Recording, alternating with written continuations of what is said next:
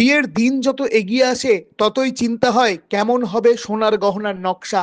দাম আন্দাজে চোখে পড়ার মতো নকশা মিলবে তো? বহরমপুর শহর জুড়ে হরেক সোনার দোকান, তার মধ্যে খাগড়ার সোনাপট্টিতে 100 বছরের বেশি পুরনো দোকান এমবিধর অ্যান্ড সন জুয়েলার্স।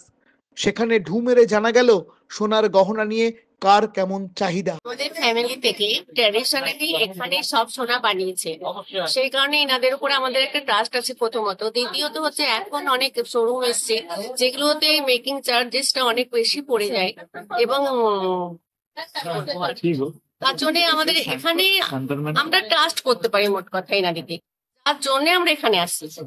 আমরা বংশ পরম্পরায় এখানেই যত সোনা আমাদের যত তাতে সোনার যে অর্নামেন্টস, যে অলংকার, তাতে কি পরিবর্তন এসেছে?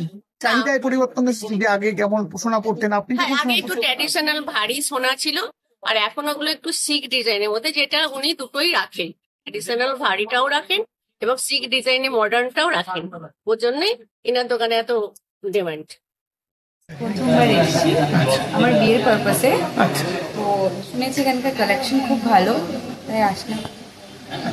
এসে কেমন লাগছে? খুব ভালো লাগছে, আমার তো খুব পছন্দ হচ্ছে। আমি নিজের জুয়েলারি পছন্দ করলাম, এখন রিং পছন্দ করছি। প্রথমবার এসেছিলাম আমি রানীবালা থানা মুর্শিদাবাদ বাড়ি। সেখান থেকে এত দূরে আপনি এসেছেন, পরের পর আসলাম কেনার জন্য, দেখবো পছন্দ করে কিনবো। দোকানটা সামনে পড়লো, মনে হয় যাই দেখি, পছন্দ হয়ে গেলে নিলাম। পছন্দ হয়েছে? পছন্দ হয়েছে তাই নিলাম। কি দেখলেন?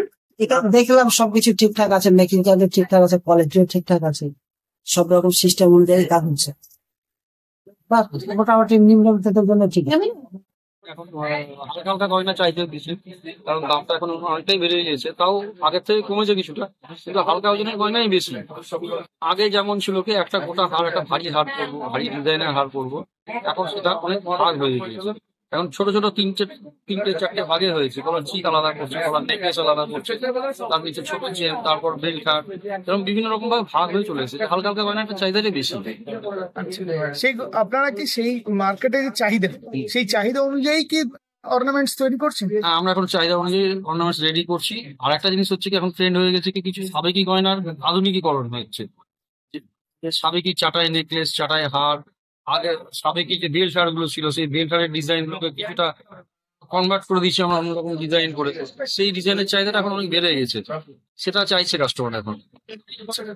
এই যে অনেক সময় এসে কাস্টমার কোনো একটা ডিজাইন পছন্দ হলো, তারপরে সেটাকে কি আপনারা হয়তো সেটা তার সঙ্গে ফেল করলো না, তার মতো করে সেটা?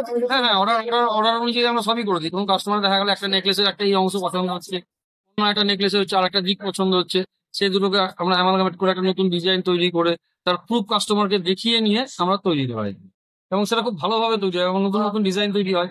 দেখুন, শেখার তো শেষ নেই। আমরা কারিগরদের কাছ থেকে শিখছি, আমরা নিজেদের কাছ থেকে শিখছি। তারপর ইউটিউব আছে, ফেসবুক আছে, সর্বোপরি যে কাস্টমারদের যে উপদেশ, তারা যে নতুন নতুন ডিজাইনের আমাদেরকে শেখাচ্ছেন, তাদের কাছ থেকে আমরা নতুন নতুন ডিজাইনের শিখছি, এবং তাতে ভালো আমাদের কনফিডেন্সও পাচ্ছি, নতুন ডিজাইনও বেরোচ্ছে।